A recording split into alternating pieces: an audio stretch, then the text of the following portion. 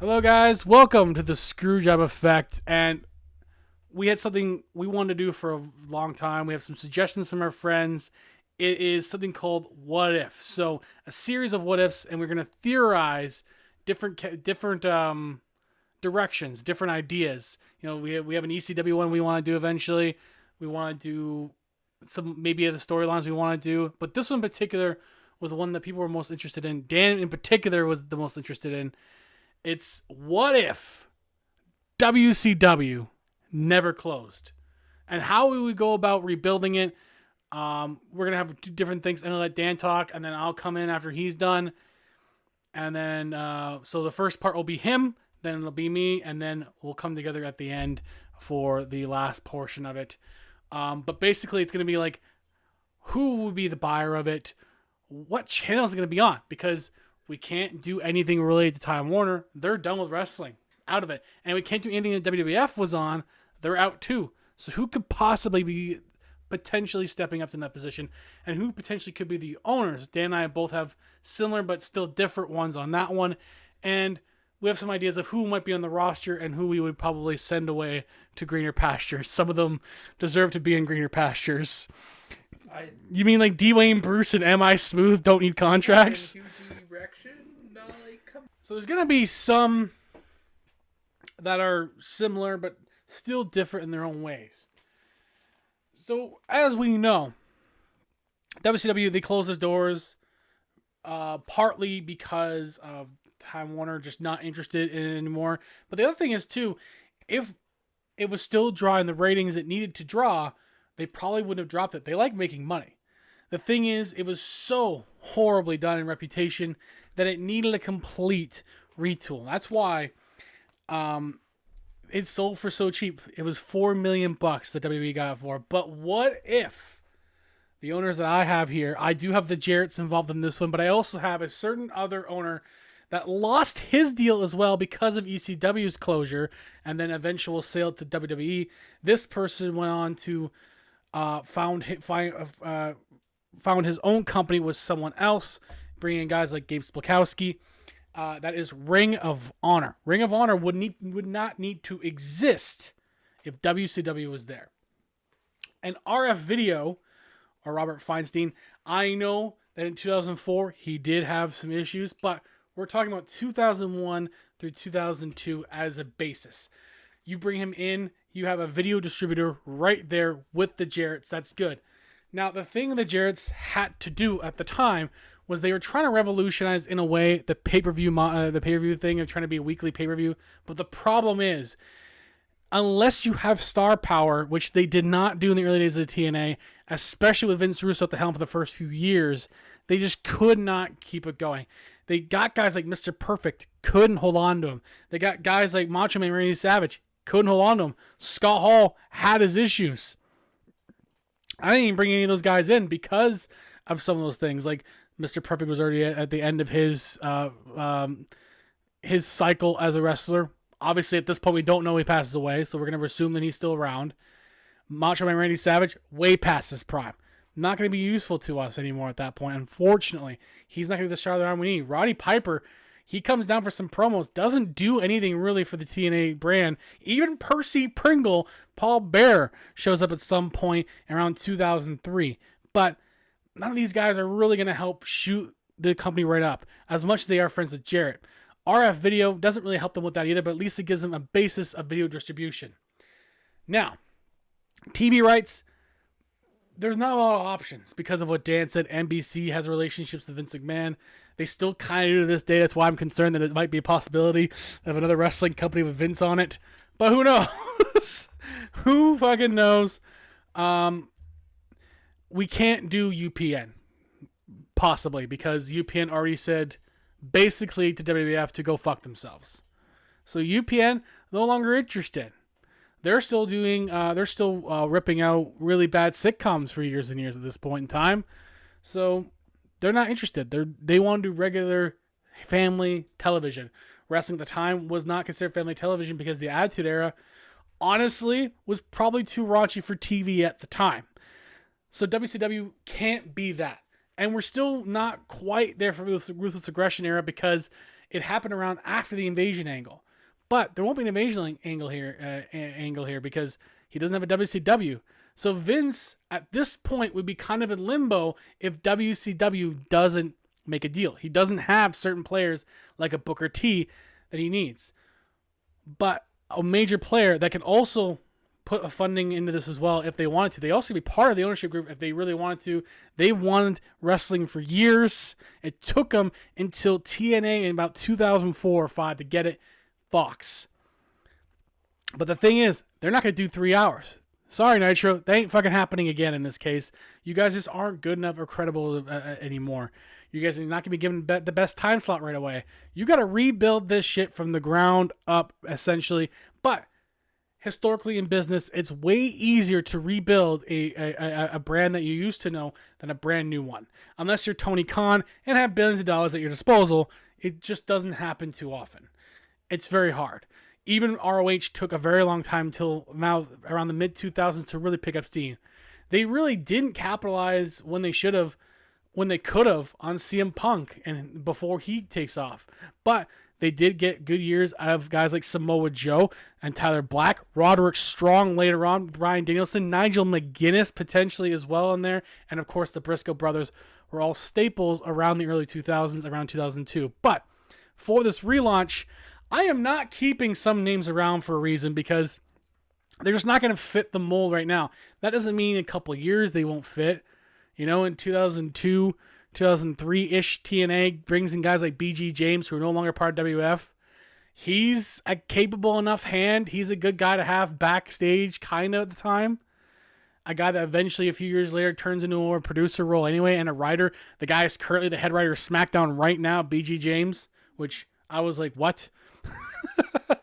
But I'm not keeping guys. Now, I'm not going to go through all the names because they're not relevant. Like, we're not going to keep fucking The Demon or Huge Erection. It's not going to happen. All right? Disco Inferno is not being kept on this roster. All right? Fuck that guy. And, of course, Vince Russo, not the Booker.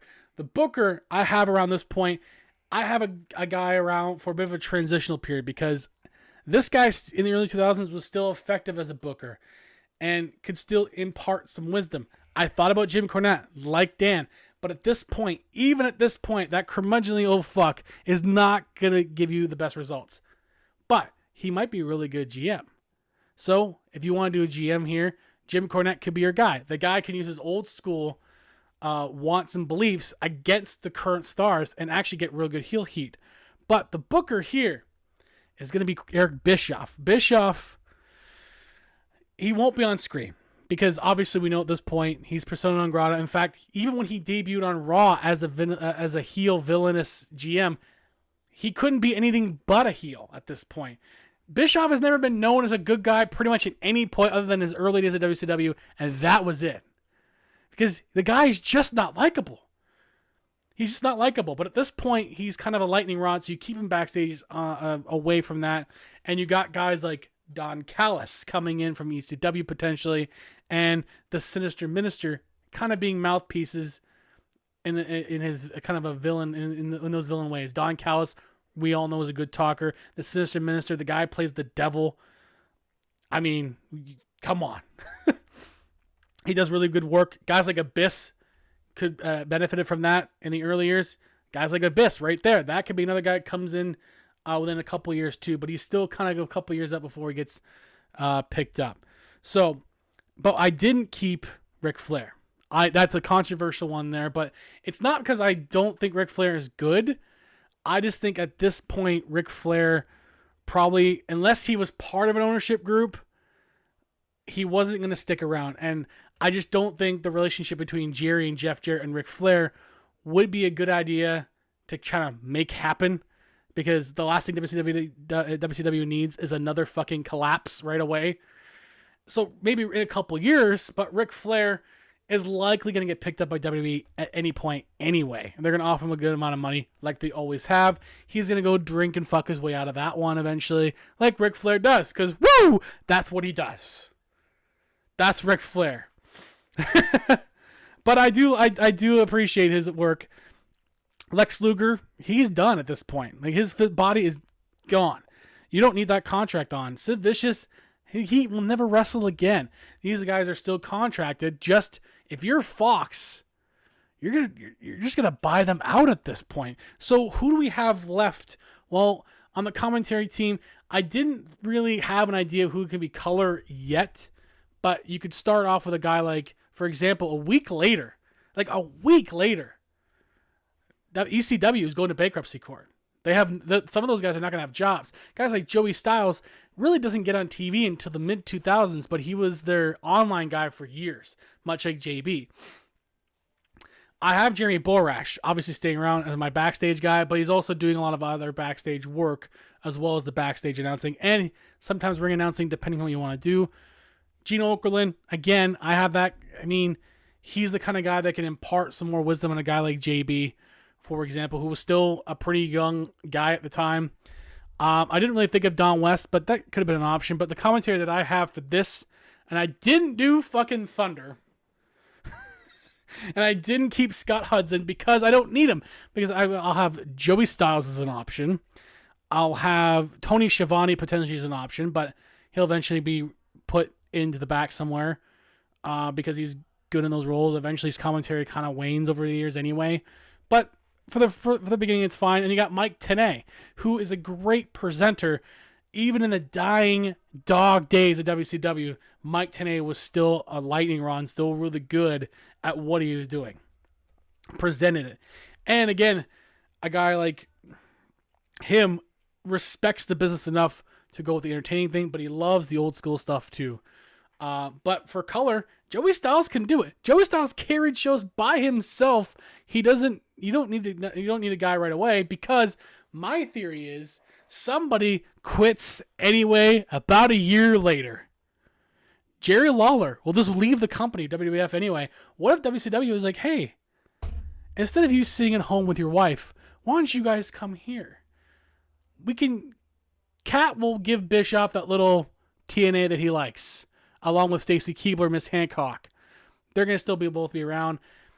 They're going to be like filler for Nitro, but the real piece here is Jerry Lawler. Lawler really could be a benefit in the early going of this with Mike Tenay and Tony Schiavone. Come on. Then Joey Styles can go back to being the online guy. He was really good at that. He completely helped rebuild the WWE.com era. So Joey could do that. Joey could also just stick around in commentary once in a while too. Rotate him around like AEW kind of does now. Rotate guys around once in a while, depending on what's going on. And again, in the future, you got a Don Callis who can do it. At this point, Don Callis is only in his 40s. He's probably not going to want to take that role. And in a few years, you got other guys going to be fed up with WWF because their careers are done and they got nowhere to go, like a Taz who didn't go to commentary right away. He didn't go to commentary right away. He kind of lingered around when not knowing what to do. Taz wouldn't have a TNA to go to. WCW would be an option for him. Another guy that could be a really good color. But in terms of who I would have as, like, because you need to keep the powerhouse, the power plant as well. So I kept some veterans that some of them will still appear as competitors as well. In that, I have Arn Anderson down there still. I mean, he's great at just the psychology of things. Obviously not a mic guy, never was, but the psychology of wrestling and how moves are done and how they hit and how they feel. He's done wonders with guys like FTR and Cody Rhodes with that kind of stuff. Norman Smiley, to this day, one of the most accomplished trainers in WWE. He did it for the power plant too at the end of it. You keep him for that. And as an occasional goofy guy with the big wiggle who still gets pops to this fucking day. So you keep Norman Smiley around. He's just an entertaining dude. Fit Finley, a guy, again, can occasionally compete in that U.S. division that I have.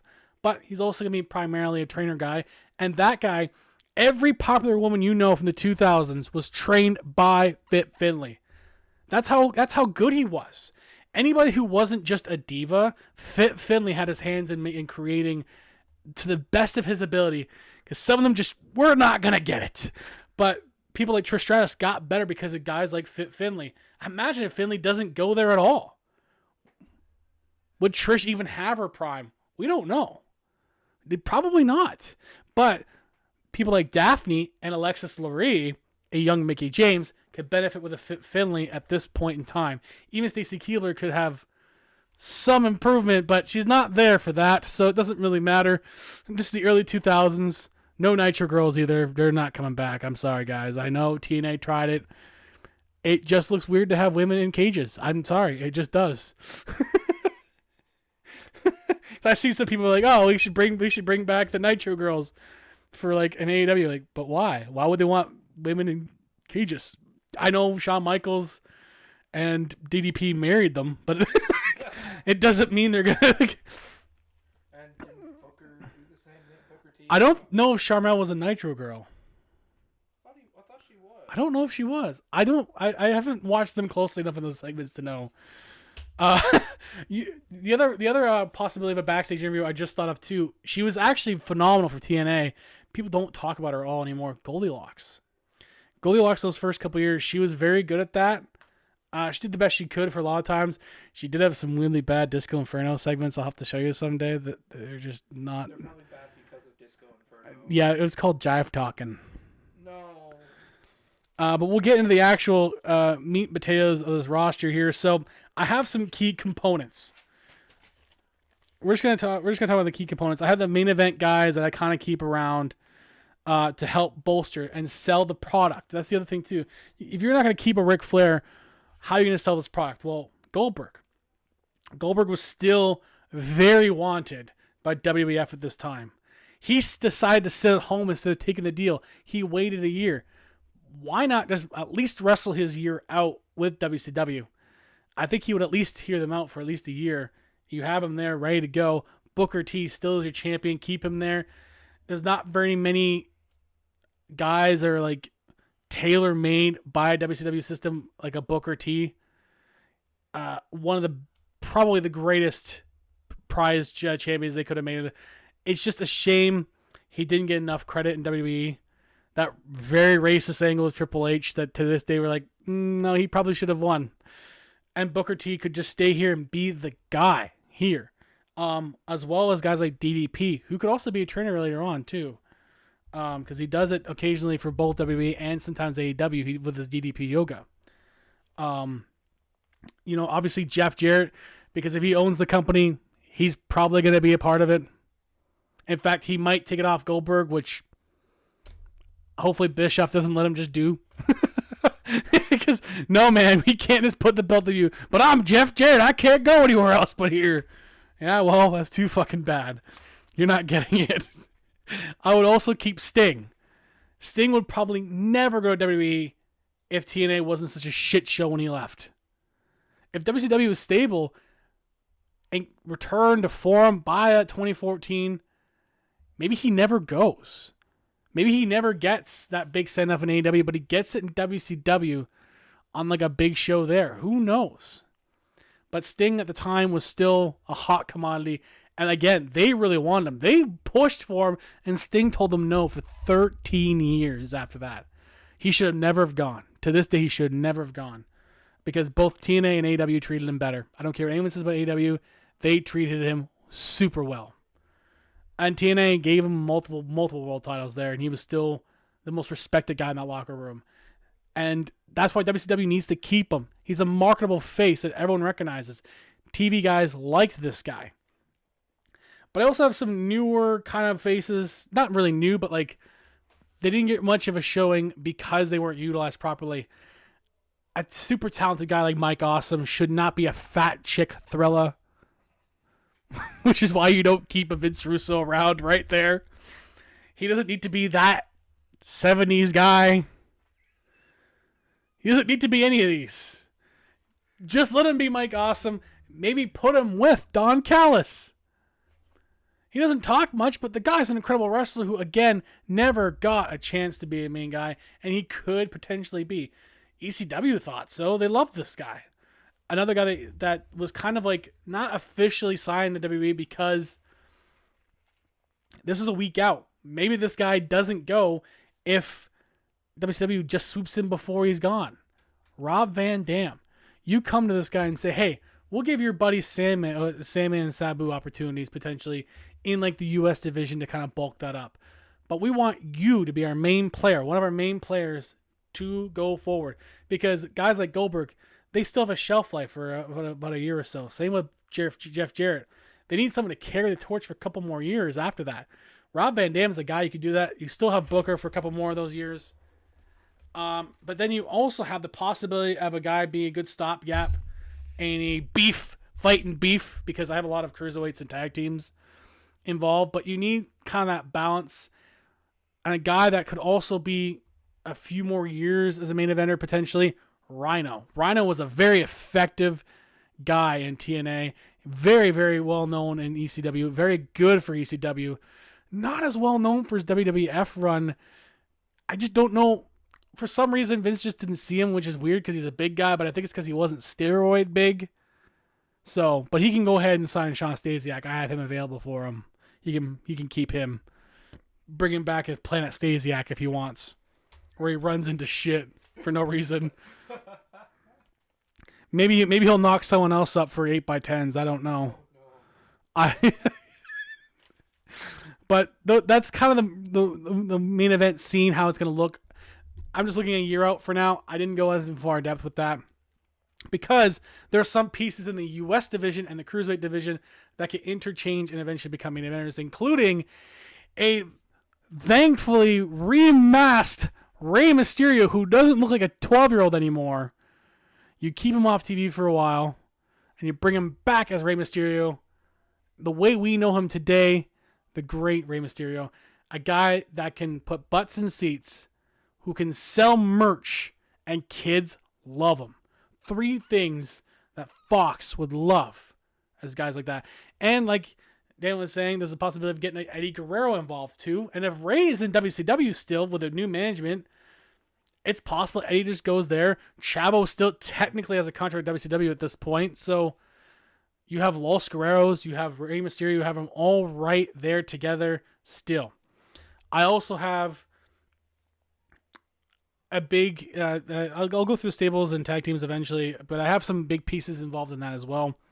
But the U.S. title scene, now, I kept Buff Bagwell, but only for the remainder of his contract, mainly because I have a bunch of younger guys in that division, and I kind of wanted an older known talent. Again, a guy that actually did pretty good TV for WCW in the late stages.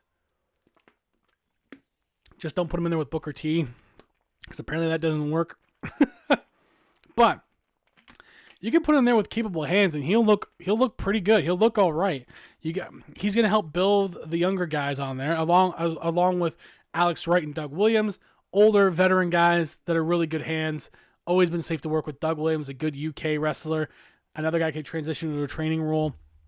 The Dust Wonderkin, who never wrestled again after WCW closed, which was fascinating because he was still super young. Maybe he stays around for a few more years. Dust Wonderkin is the perpetually talented mid-card guy who never will quite get to the top. But he's a great mid-card guy, and you keep him in that spot. He's kind of like a Dolph Ziggler, except Dolph eventually got at least a one world title in there. But you got young guys that you could use. Ron the Truth Killings at this point was starting to really emerge as a real contender. TNA believed in him at the time, gave him the NWA belt. But here, having him compete against the Buff Bagwell for the U.S. title potentially could do some stuff there. A young Samoa Joe could also emerge within the first 6 to 7 months. He munches a lot too. I mean, he'll probably kick my ass. It's fine. He'll fucking kill me. But you have a young Samoa Joe. That's really good. You have a young CM Punk right there as well. Plucked for the denizens of Chicago. But you could team him up with his trainer Ace Steel as the Second City Saints, because they were doing that for a little while too in TNA and in Ring of Honor as well. They did some spots as that. So you can bring in Ace Steel too, just to make sure you don't bring in the Bucks, because they won't have to bite anyone. Jerry Lynn, again, a capable hand in this spot. And the real guy who's going to be the face of that mid-card division, AJ Styles. Eventually, within the next year, this guy is going to be the one that heads the U.S. division. So what I have, by the end of this first year, potentially either Booker T or Rob Van Dam there, good, fresh young guys, marketable, people like them, and they truly can sell tickets. RVD proved it one night only, by the way. One night stand, he proved he could do it. Yeah, John Cena as well, but John Cena was not well liked to that audience, and it still sold tickets because they wanted to see this. You can do the exact same kind of thing with RVD being the guy in WCW. People loved Rob Van Dam. Then you have a young guy like AJ Styles who's super talented. Super talented. You put him in this position here in the mid-card of the U.S. title. Again, another possibility of having not Mortimer Plumtree involved in that. A different guy entirely for that one. Take your pick. I also have possibilities of having like a couple one-off matches with NWA guys. I have them kind of collaborating with NWA. I have them collaborating with other companies, lower-end guys. So guys like Sonny Siaki, Low Key, those guys can get in the mix as well. Low Key can mix it up with the cruiserweights because I have the cruiserweights kind of rebuilt on this too. With veterans like Spike Dudley, who, for whatever reason, nobody fucking wanted ever. I don't get it. The guy will bump for everything.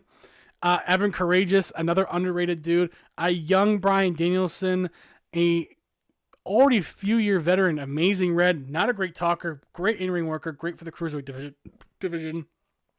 Jamie Noble, a good hand. He's also well-known, not well-known, but he has had a brief tag team stint with Kid Cash as the Pitbulls.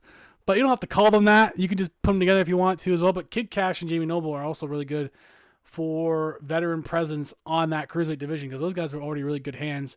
And Jamie Noble still works for the company in WWE to this day as a backstage guy because he's really good at what he does. He's underrated for it. Same with Joey Matthews, Joey Mercury, another a young guy who's also super talented. At the time with a nice cut 215, so he kind of fits in that cruiserweight.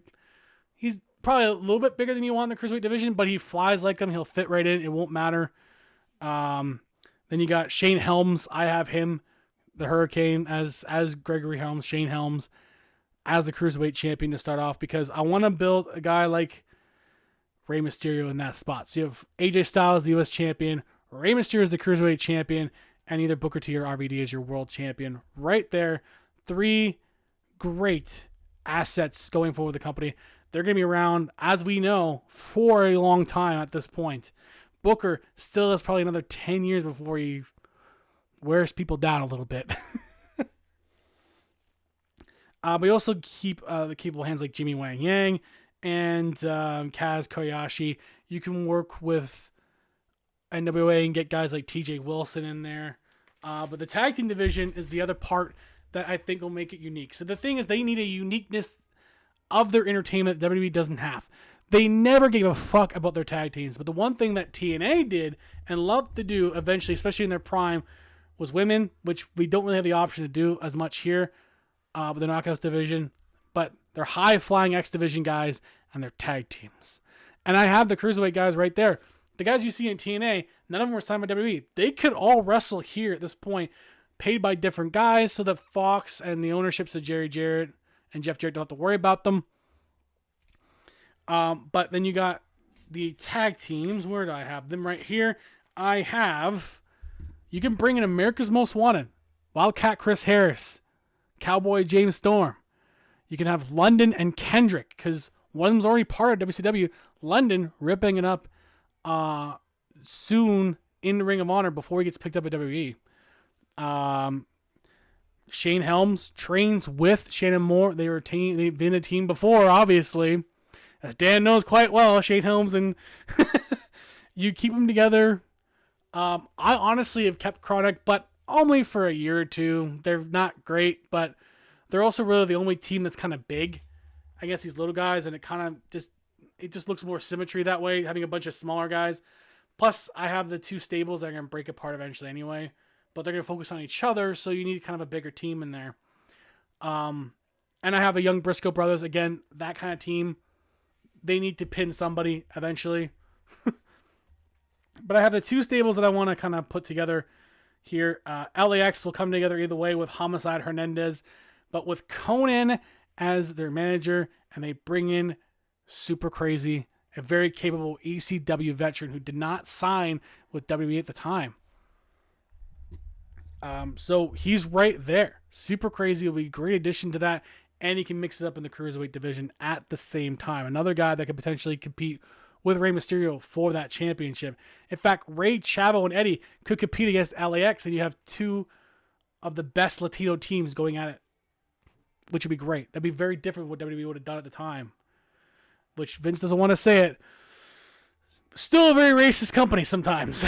So instead of Mexicool Super Crazy, you get actually good Super Crazy. And of course, we know Hotshot Homicide, and Hernandez. They're good. They're really good.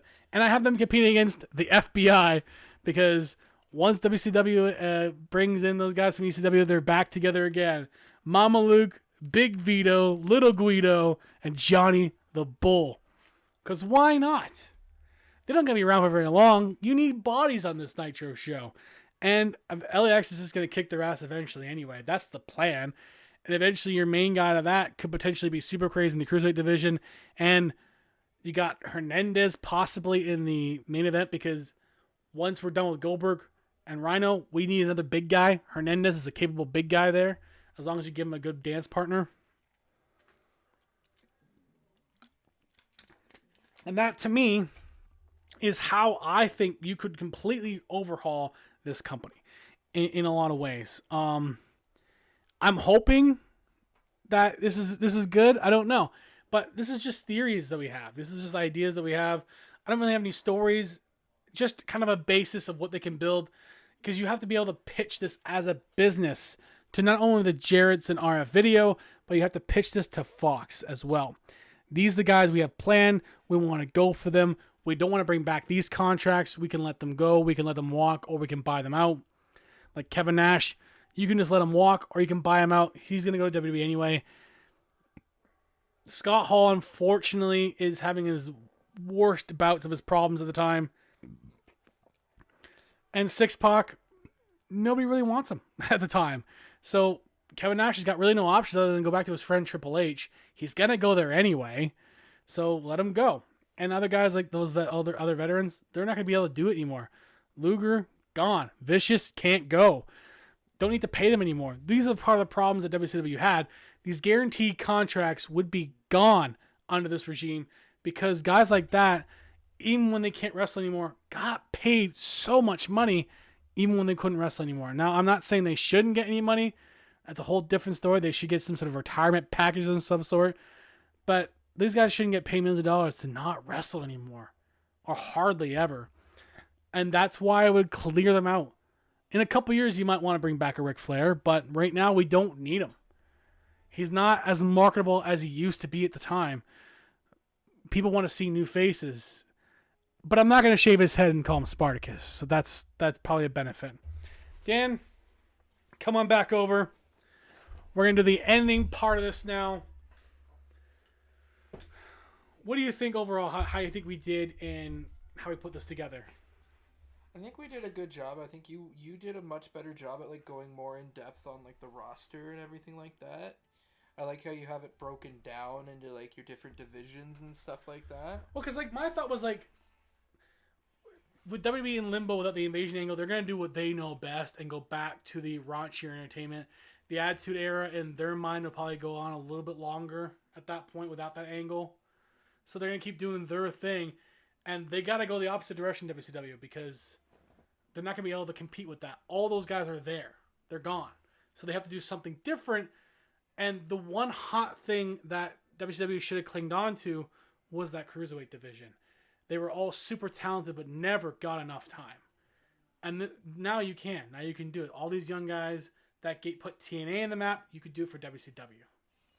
I think that's a good point. I just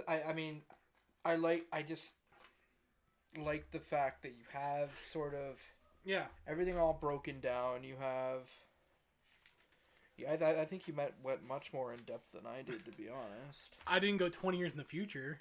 No. This is just a year in WCW. Like all these cuts, I looked at the roster like, no, these names are not being used. Fuck them.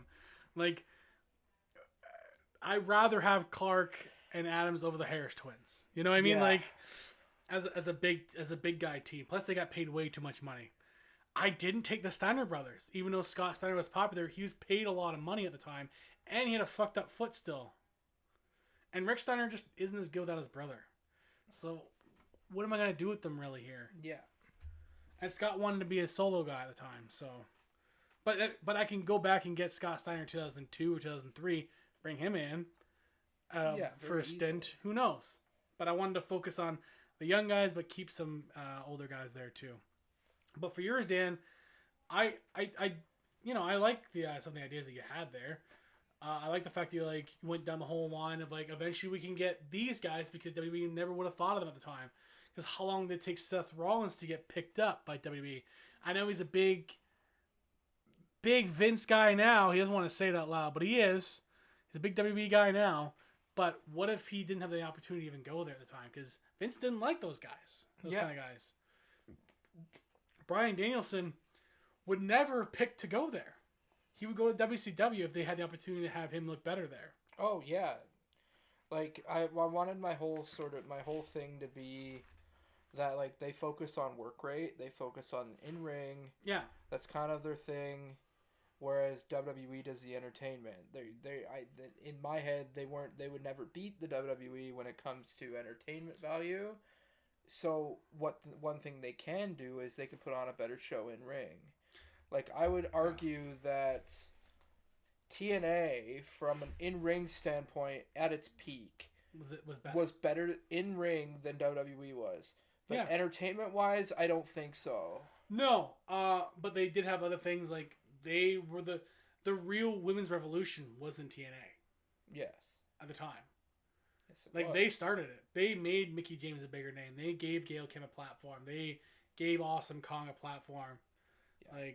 I do like what you said about where would names like Trish Stratus be if it wasn't for this, because she never would have been trained by Fit Finlay. He probably would have stayed with WCW. She probably would have just been a fitness model that never got better. Yeah, probably. She would not probably be as big of a name. She probably would not be a legend. Who knows? It's a whole. The thing is, it's a whole domino effect, and I try to think of that too. It's without this one piece, these people would not be involved. Trish probably wouldn't have been wrestling anymore. She probably would have been gone after a couple of years because she was just a model that Vince wanted to ogle at. Yeah. And we would have lost out on a Trish Stratus at that point, which would have been a shame to WWE at that point. Yeah, it would have been. Because then we wouldn't have gotten an AJ Lee and Paige, and we wouldn't have gotten a Rhea Ripley we know today. That's the trickle-down effect. See, I also think that WWE would have gone into a bit of a downfall period just because they wouldn't have the names to kind of bolster their roster like Booker T and maybe RVD, as your scenario says. They wouldn't have had a Booker T, they wouldn't have had RVD, they wouldn't have and those are the guys that came out of the 2001-2002 era as the big names. No, right. So without a lot of these guys, you don't get the invasion angle, but without all the extra talent, you won't get the brand split either. Nope. You probably don't get the brand split. With guys such like Austin and Rock both exiting full-time wrestling within the year, pretty much. I'd say WWE goes into a bit of a downfall as 2002 hits. And that's where WCW could take advantage. WCW could take huge advantage there, becoming the number one show on the market again. At the time, they wouldn't have known Stone Cold and The Rock were done, but as soon as they were done, we have a chance here. We have a shot here. When Stone Cold walks away. Because Stone Cold walks away in 2002, The Rock stops being a full-time wrestler pretty much after 2002 as well. Both of those guys are done being full-time wrestlers within a year or so of this. So then what's left? You've got to build around Triple H and Taker. Yeah, and would you rather watch Triple H and Taker? I mean, they're great. Don't get me wrong. But they need the right dance partner. Or would you rather see the exciting young guys that we both just named? Yeah, and guys like Shawn Michaels wasn't really back yet at the time. And and Shawn, I honestly did think about Shawn Michaels. He would never go to WCW. He wouldn't have gone back. He was too much of a Vince guy. He's also best friends with Triple H. Yeah. He would not go as long as he was Actually, there. him and Triple H had a falling out around this time, and they weren't speaking. He's still, I mean... But he was a Vince guy. Yeah, he wasn't going to go anywhere. Vince loved the guy. He brought him back even when Shawn wasn't sure about even going back in the ring. He was the voice of the NWO because they didn't really have one. And that's the thing, right? Well, after Hogan left and then Hall had his issues and Nash tore his quad again. They kind of did Hogan decided to become face again. It worked for me, brother. Sorry. Well, that was because of the reaction he got at WrestleMania, but yeah, and that's a different story. Yeah, that's the whole thing. It's like, so they would still have things like that, and the things with WWE, they would probably still rely more on the nostalgia pop, whereas WCW, all those guys are in WWE pretty much at that point, except for their core guys like Sting and Goldberg, so they can't really rely on nostalgia pop. No, they can't. They gotta rebuild from the ground up at that point. And again, WWE would have the ECW tape library, but they wouldn't have an RVD, potentially. They wouldn't have an Eddie Guerrero, potentially. They lose out on top young guys right there. Yeah. At the time, we still had 4 years of Eddie Guerrero right there. Yeah.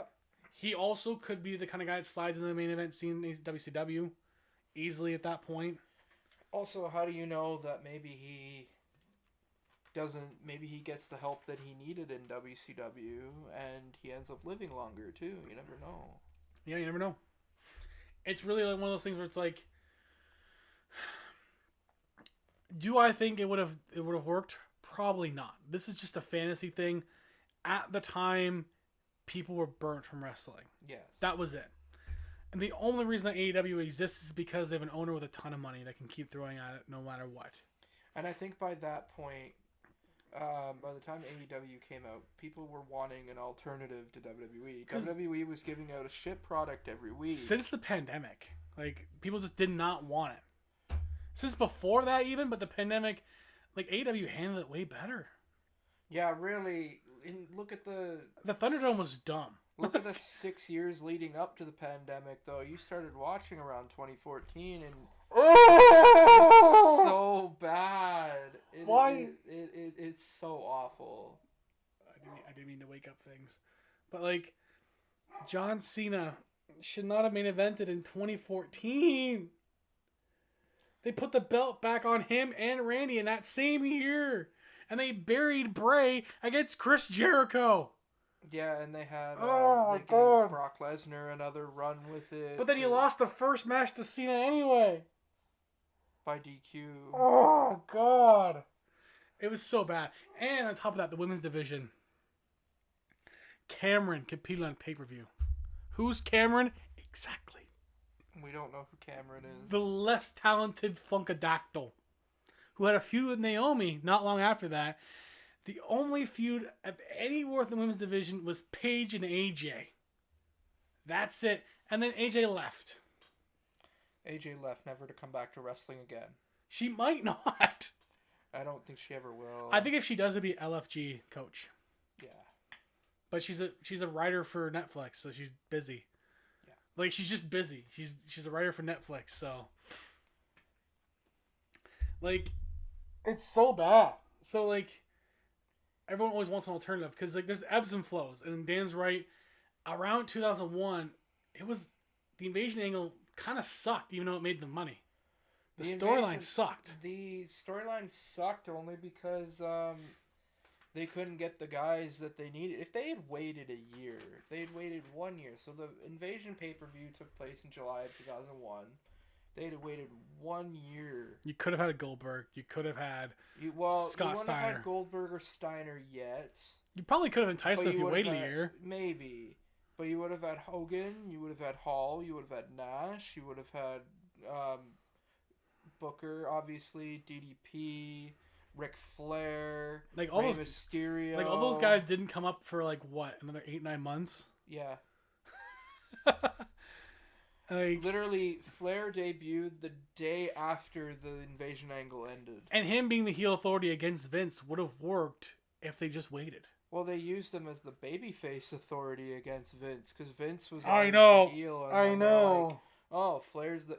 Well, to be fair, they had him they had him come back in North Carolina, so he's always going to get cheered No, I in know, North but it's like Carolina. But the faces should be WWE, shouldn't it?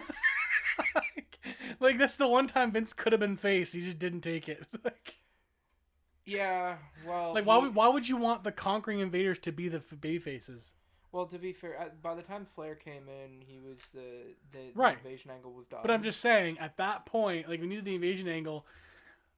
No one was really a hero nor villain. They kind of tried, but then they kept flipping teams. Like they had Stone Cold flip teams for no reason, even though WCW did not treat him right. Yeah, no, they had Stone Cold and Kurt Angle, who never spent a day in WCW, join the alliance. Didn't Big Show turn like 8 times? Like The only time that Kurt Angle ever was even part of ECW, he made one up until 2006, but that was 5 years later. But was one appearance he made, which he publicly shamed ECW because that was the night they crucified Sandman. Which, to be honest, was a misstep. I would say probably a misstep. Probably not a good move. Probably not a good move. So Dan, what do you think you want to do for the next What If series? What's one you think would be really fun for us to do? I'd have to actually think about that quite a lot. Yeah. I've always had a thought of like, because my favorite wrestler's always been Shawn Michaels. I think if I'd have a one. I think I've always thought of like, oh, what if he never got like injured his back in '98 and didn't have to take those 4 years off? What would the Attitude Era have looked like? Another one. And I know we try to tiptoe around this subject, even though our names suggest that we shouldn't.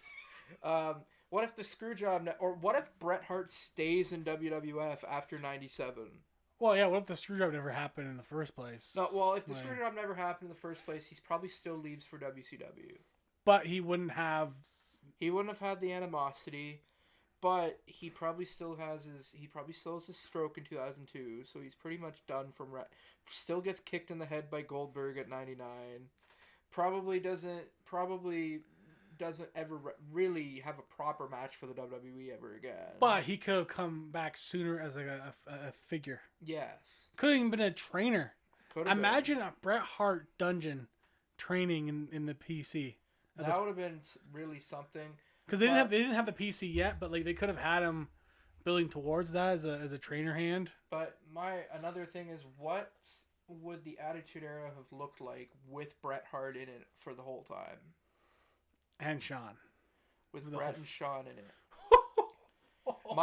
The only hot take I have as of right now, actually I have two. Oh God. I have two. One, Owen Hart would still be alive. Yeah, because he wouldn't have been doing the Blue Blazer gimmick. No, because Bret wouldn't have allowed it. No. Second, Sean would be dead. Oh.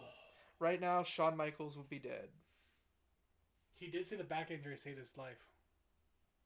He did say that. Because I'll get more into that. You know what? Yeah, I think that might be one we're doing. Like next. What if what would the Attitude Era have looked like with Bret and Shawn? Yeah, what if Shawn Michaels and Bret were in the Attitude Era the whole time? Yeah. Because like Bret was hardly used in WCW when he was used. But he would have been used in WWF. Yeah. He wanted to be the guy. Vince just couldn't afford to pay him. See, I'd say that... like, what if he took a lesser contract to stay in WWF because WCW... What if WCW doesn't offer him anything? See, because I'd say that to start it off, at least, I would say he keeps the belt beyond Survivor Series. He's the one who drops the belt to Austin at WrestleMania in a rematch. Then you get Austin Michaels. And then afterwards, you get Austin Michaels. Which is a ticket seller. And any day of the week. Austin's first feud is against Michaels.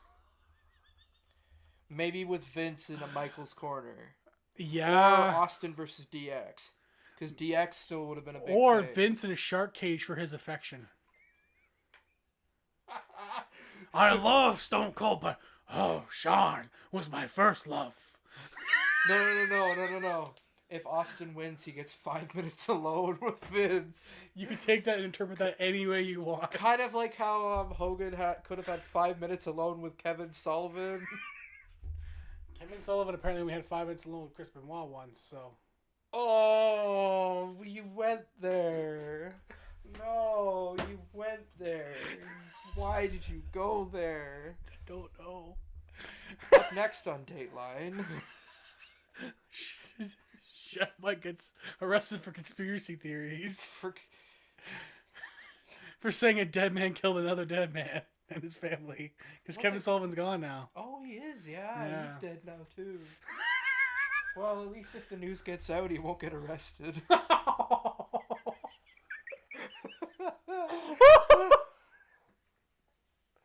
Oh my god. Yeah, I think that's the next one. I'm going to have to start doing my research on that. The Kevin Sullivan story? What if Kevin Sullivan didn't kill Chris Benoit? Dateline Wrestling with Chef Mike and Dan. What if Kevin Sullivan never killed Chris Benoit? He probably would have been an 80-year-old man, but only 40. He would have still had would only be like 58, but he'd still But his brain would still be Swiss cheese regardless. Oh no. It's true. Yeah, well. His brain was fucked. I think if Benoit hadn't have, what happened. He would have forced to retire. I know. I think Benoit would have been dead by now anyway. Yeah, his brain would have been eaten. He probably would have been dead within about 10 years. Yeah, because his brain was so bad. Like, it was just based on what Chris Nowinski analyzed on it. Like, there was no coming back. It was irreparable damage to his brain. Yeah. And it's one of those, like, it's pretty bad. We make joke of it now, but it's been almost 20 years. Yeah. We can crack jokes about it now. It's been almost 20 years. All the parties involved are literally no longer with us. Yeah, it's not a thing anymore. No. At this point, it's not too soon. It's been 20 years. I think we can move on. Most people have already kind of moved on from it.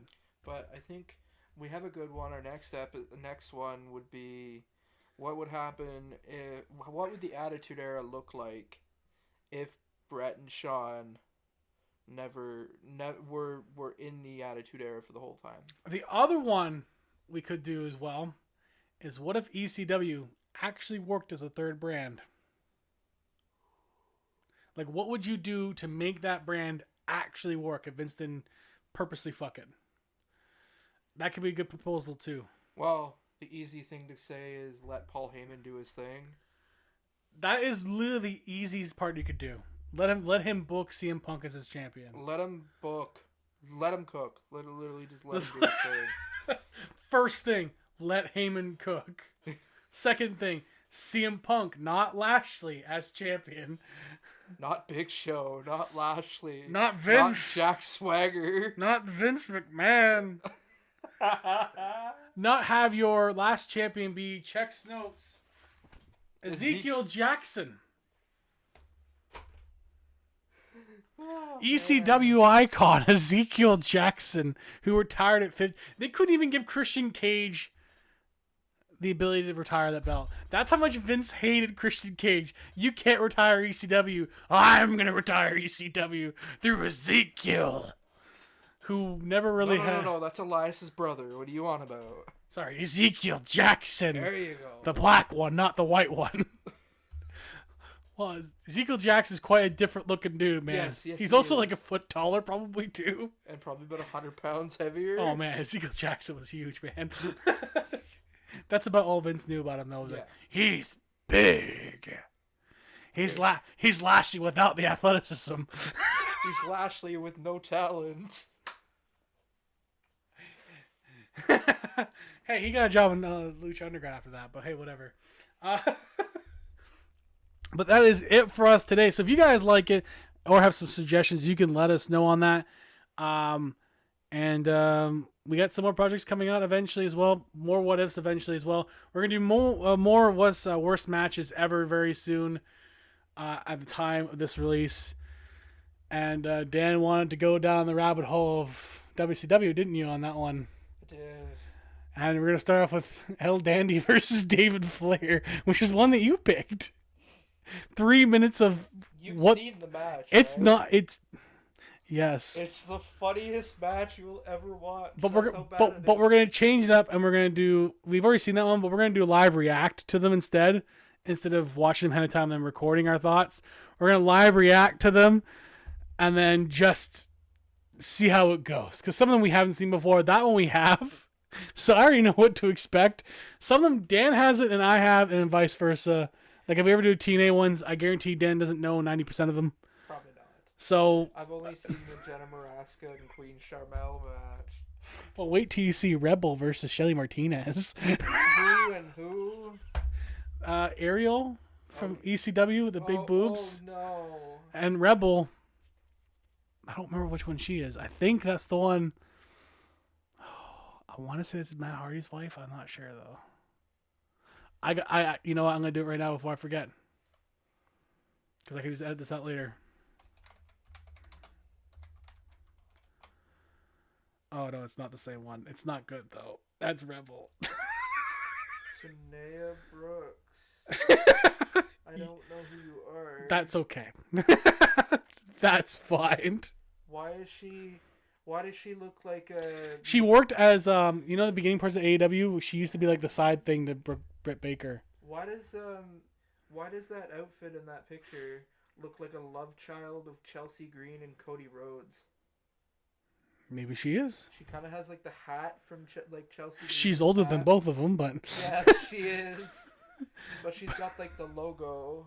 She was in OVW. She was in WWE. She got squashed by Io Sky and Kairi Sane. Fair enough. OVW against Mickey Knuckles. What, Sonic's cousin? Mickey Knuckles? No, it's Mickey James if she fucked Sonic the Hedgehog. Mickey. It's Mickey James fucking Knuckles? No, it's Was she known... Wait, go down? she was a Smothers. She was known as Moose Knuckles. No. Isabel Smothers. All right, we're going on a rabbit hole here. We're done now. Yeah. We can't do this anymore. No, We'll see you guys another time. Thank you for coming out on Screwjob Effect. More content on this channel continues, including more back catalog of CWF, which will continue up until the end of fall. And then we got a brand new season of that in the fall that will be posted once it's completed. Thank you all for coming, and we'll see you next time.